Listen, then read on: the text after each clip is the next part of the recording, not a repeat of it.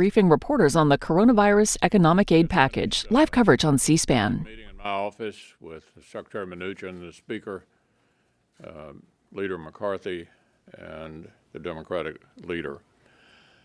We're working toward bringing this together. I think it's safe to say we're very close. We have integrated a number of ideas the Democrats had over the last 48 hours with these working groups that you're familiar with. Now we're at a point in the discussion where people will shortly have to say yes or no, and I'm confident, given the desire of the country to see an outcome, that we'll get to yes.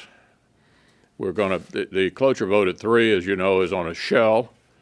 We expect it to get on to the shell, and hope we will have cooperation to give us time to get on the bill without burning all of the post-cloture time on the motion to proceed. What we have to be alert to here is one House Democrat, for example, said, "This is a tremendous opportunity to restructure things to fit our vision." That's not what this is about. This is not about unrelated policy changes. This is about direct assistance to the American people and to small businesses, to hospitals and others who are in need, because we in government at all levels, in order to deal with this pandemic, have basically shut the economy down. The crisis is bringing the country together.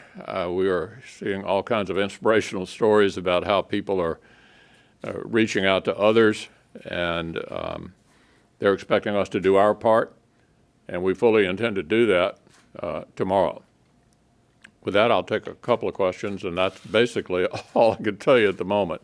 Yeah. Mr. Leader, I'm a little confused. Speaker Pelosi came out of the same meeting, and she said to us that you're apart. She intends to introduce her own bill. It might be compatible. So are you on the same page with House Democrats, or will a different bill entirely come from them? How do you get agreement? Well, you'd have to ask her. What we intend to do here in the Senate is to move forward with a Senate bill.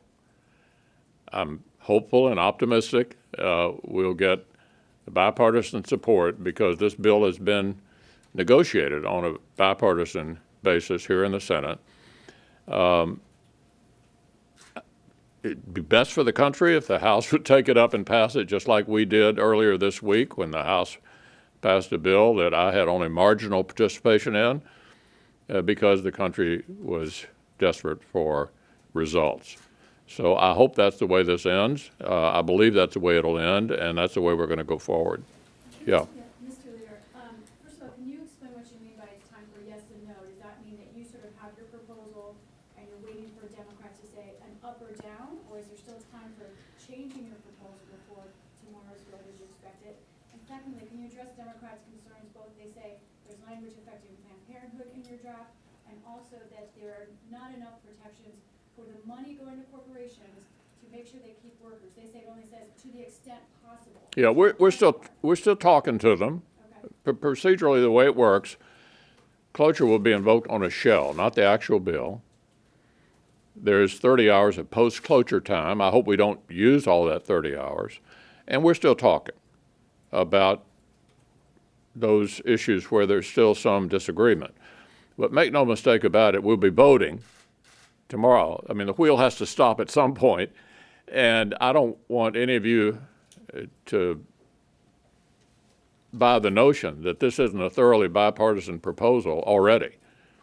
There's still some elbowing and maneuvering for room, as you can imagine, but this is a pretty solidly bipartisan proposal agreed to by a lot of rank-and-file Democrats who were involved in drafting it. And at some point here, we'll have to stop, and that'll be the bill that we vote on. And in my opinion, that will be tomorrow. Thank you.